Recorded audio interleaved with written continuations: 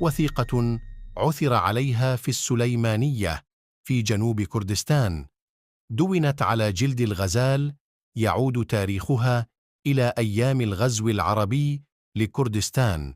فيها أبيات شعرية كتبت باللغة البهلوية الكردية القديمة، وتقول: الترجمة: دمرت المعابد وأطفئت النيران، كبار القوم اختفوا عن الأنظار، ظلام العرب خربوا كل شيء، كل القرى إلى شهرزور، سبوا كل النساء والفتيات، ومرغوا الشجعان بدمائهم، الدين الزرادشتي بقي بدون مريدين، إن الرب لا يرحم أحد قط.